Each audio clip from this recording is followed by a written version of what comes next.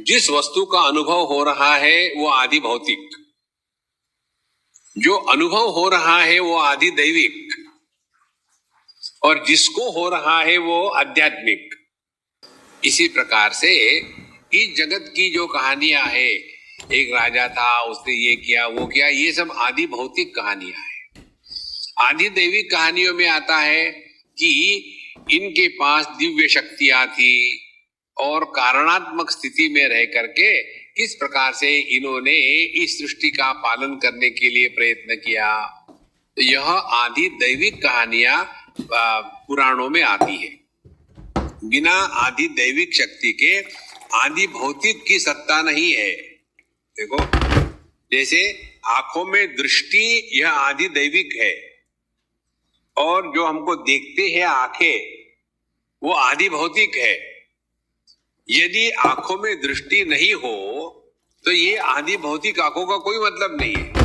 अहम एव आसम अग्रे, तो पहले आदि भौतिक बात करते हैं भगवान के शब्दों के अनुसार। इस सृष्टि के निर्मिति के पहले मैं ही मैं था। पहली बात भगवान कहते हैं, अहम एव आसम अग्रे न अन्यत, मेरे सिवा और कुछ नहीं था। आगे कहते हैं, यद सत असत, जो भी व्यक्त है मैनिफेस्ट है, जो भी अव्यक्त है अनमैनिफेस्ट है, और इन दोनों के व्यक्त अव्यक्त के जो परे है वो सब कुछ मैं ही था। आगे कहते हैं, पश्चात हम, और ये सब खत्म हो गया तब भी मैं ज्यों का त्यों रहा। सो यदे तच्च, तो जो भी कुछ दिख रहा है दुनिया में वो भी मैं ही हूं। यहां अवशिष्यते, और सब खत्म होने के बाद जो बचता है वो भी मैं हूं। माने मेरे सिवा इस दुनिया में और कुछ भी नहीं है। कल्पना करो, पानी ने कहा कि अहमेव आसम अग्रे।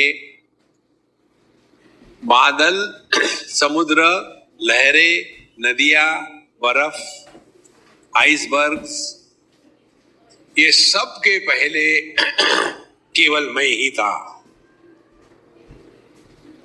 आगे, मेरे सिवा अन्य कुछ नहीं था, न अन्य।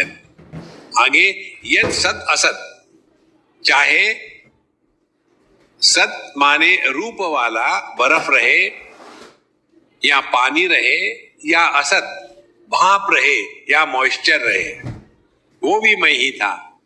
और जब ये सब खत्म हो गया तब भी मैं ज्यों का त्यों रहा।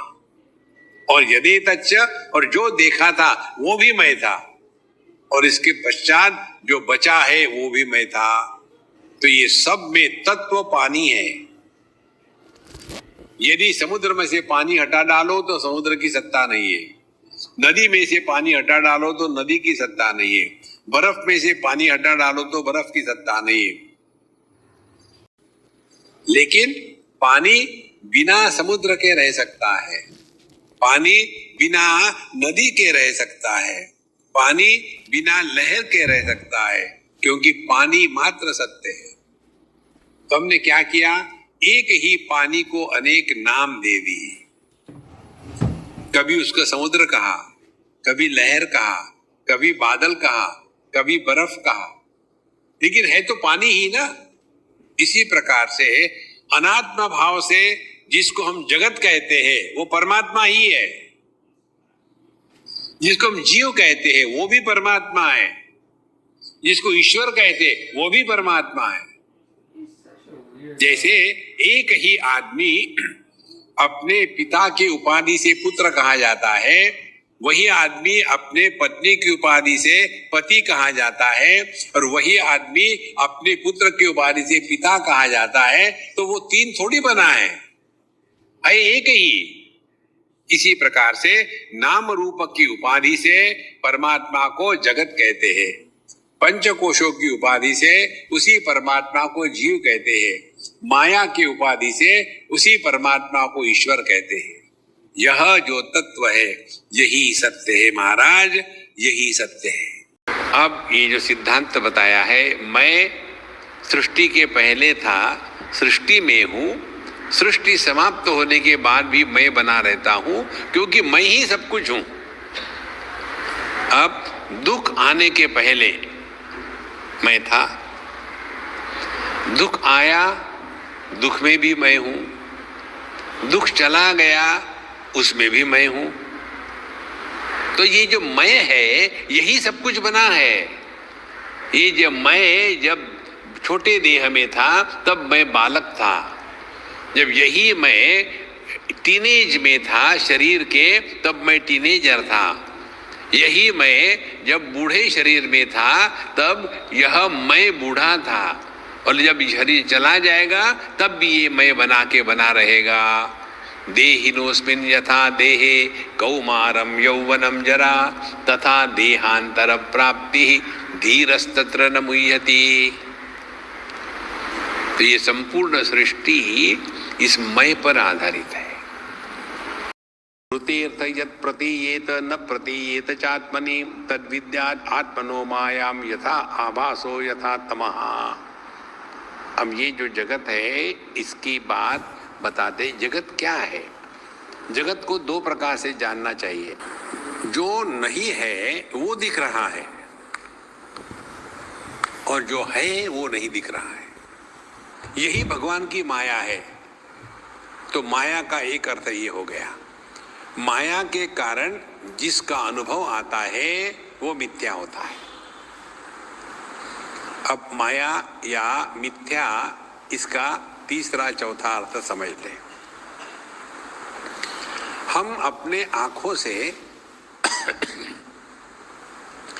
केवल एक लाइट वेव्स के स्पेक्ट्रम को ही देख सकते हैं, विबग्योर, जो हमको अपने आंखों से दिखता है, केवल उसी को सत्य मानना और उसके परे जो है उसका अस्तित्व स्वीकार नहीं करना, यही माया है।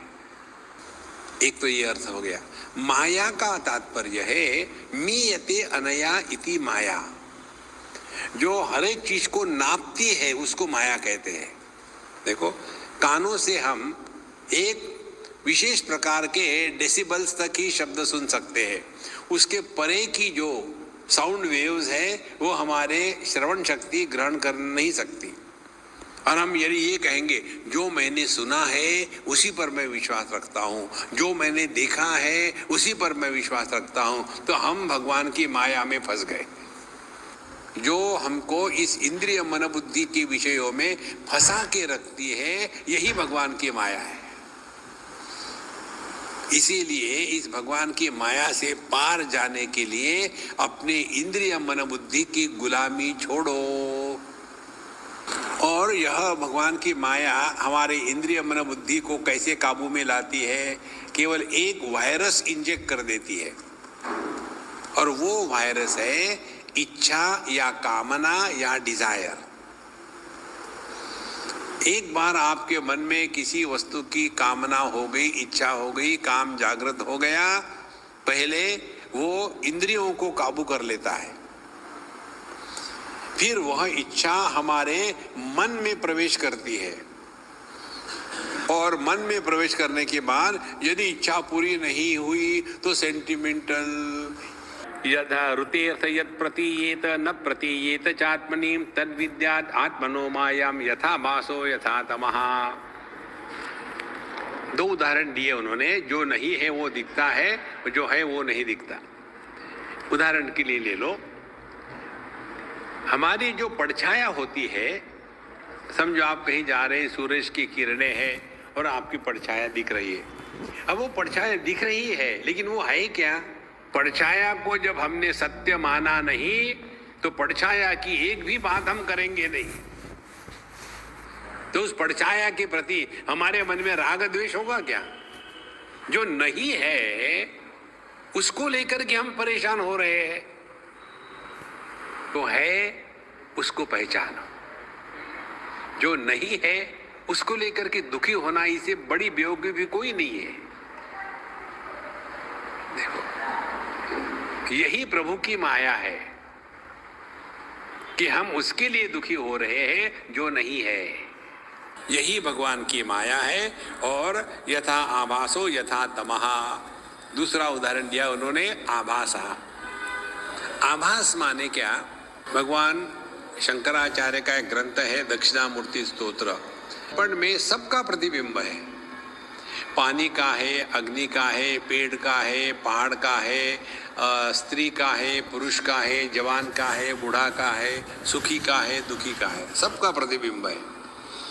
यदि अग्नि का प्रतिबिंब उस दर्पण में पड़ा तो उस प्रतिबिंब के द्वारा वो दर्पण जलेगा क्या? यदि पानी का प्रतिबिंब दर्पण में पड़ा तो उस प्रतिबिंब के द्वारा दर्पण गीला होगा क्या? यदि हम आंखें बंद कर ले तो प्रतिबिंब नहीं पड़ेगा, प्रतिबिंब नहीं पड़ेगा तो उस वस्तु का ज्ञान नहीं होता। तो हमको जो भी ज्ञान हो रहा है वो केवल प्रतिबिंब का है, और हमने प्रतिबिंब को ही सत्य माना है। तो जो अनुभव हमको इंद्रिय मन बुद्धि इनके माध्यम से हो रहे हैं वो सब माया का खेल है। और जिस अनुभूति में इंद्रिय मन बुद्धि इनका व्यापार नहीं होता वो अपना स्वरूप है। तो यह देह में पंच महाभूतों ने कैसा प्रवेश किया? तो भगवान यही बताते हैं, ये ऐसा ही है।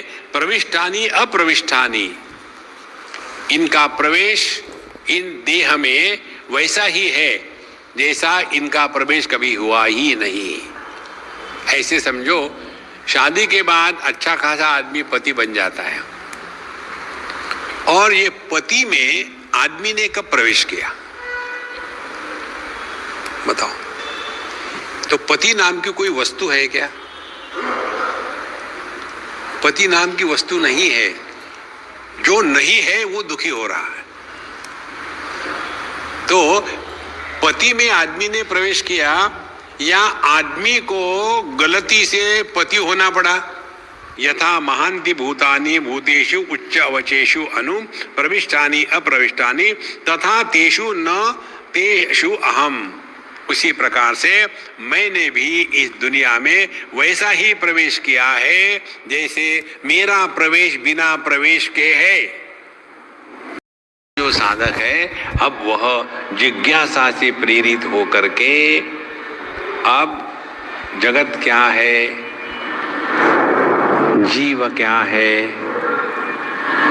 ईश्वर कौन है और आध्यात्मिक साधना क्या है, इन चार चीजों के बारे में अब उसके हृदय में चिंतन प्रकट हो गया। यह बात यहाँ बताते हैं, एतावदेव जिज्ञासं तत्व जिज्ञासुरात्मना अन्वय व्यतिरेकाभ्याम यत्स्यात् सर्वत्र सर्वदा। जिज्ञासु के लिए इतना मात्र जानना आवश्यक है, इससे आगे कुछ जानने की आवश्यकता नहीं, इतना मात्र। कौन सी बात है? कहते यत्स्यात्, जो है, कहाँ है? सर्वत्र सर्वदा, हमेशा हर जगह। माने जो देश काल वस्तु व्यक्ति परिस्थिति इनके द्वारा प्रभावित नहीं होता, इस तत्व को आत्म रूप से पहचानना, यही पूरा आध्यात्म का निचोड़ है। तो भगवान कृष्ण ने स्वयं कहा है, जब आवश्यकता होगी मैं आ जाऊंगा, तुम फिक्र मत करना, तुम अपना उद्धार करो। जब व्यक्ति इस दृष्टि से आत्मचिंतन में लग जाता है तब जाकर के उसमें आध्यात्म में प्रवेश किया है। एतावद एव, केवल इतना ही मात्र पहचानना है। जो पहले 3 श्लोकों में कहा था, इतना मात्र पहचानना है। तत्व जिज्ञासु आत्मनः, जिसको अपने स्वरूप को पहचानना है, तत्व की जिज्ञासा जिसके हृदय में प्रकट हो गई है। अब इसको कैसे जानना चाहिए? तो भगवान नारायण ब्रह्मा जी को टेक्निक बताते हैं। अन्वय व्यतिरेकाभ्याम, यह टेक्निक है। अन्वय व्यतिरेकाभ्याम का अर्थ अब ठीक से समझ लेना। अन्वय माने होना व्यतिरेक माने नहीं होना, सिंपल भाषा में बता रहे हैं आपको। जैसे सभी आभूषणों में सुवर्ण होता है, तो सुवर्ण का आभूषणों में होना यह अन्वय हो गया। लेकिन सुवर्ण में आभूषणों का होना आवश्यक नहीं है। सुवर्ण बिना आभूषण बने भी रह सकता है। तो सुवर्ण में आभूषणों का व्यतिरेक है। इसका अर्थ क्या हुआ? सुवर्ण सत्य है, आभूषण सत्य नहीं है। तो चाहे जागृत आके चली जाए, स्वप्न आके चला जाए, सुषुप्ति आके चली जाए, हम ज्यों के त्यों है। यह जो अकाट्य, अविकारी, अनंत, अनादि सत्ता है, वह सत्य है। और इस पर आने वाले जागृत, स्वप्न, सुषुप्ति, समाधि, ये चार केवल औपाधिक अनेकता है, वास्तविक नहीं है। देखो, इस औपाधिक अनेकता को यदि हम ठीक से समझ ले तो क्या करेंगे? जागृत में है तो जागृत पुरुष का नाटक करो, स्वप्नों में है तो स्वप्न का नाटक करो, सुषुप्ति में है तो सोने का नाटक करो। लेकिन एक तत्व ऐसा है जो कभी जागृत भी नहीं बना, स्वप्न भी नहीं बना, सुषुप्ति भी नहीं बना। यह जो अपना स्वरूप है, इधर हमको ध्यान देना है। ध्यान करना नहीं, ध्यान देना है। यत् स्यात् सर्वत्र सर्वदा, जो देश, काल, वस्तु, व्यक्ति, परिस्थिति, इन सब का आधार होते हुए भी किसी के भी द्वारा प्रभावित नहीं होता, वो अपना स्वरूप है। केवल इतना मात्र अध्यात्म है।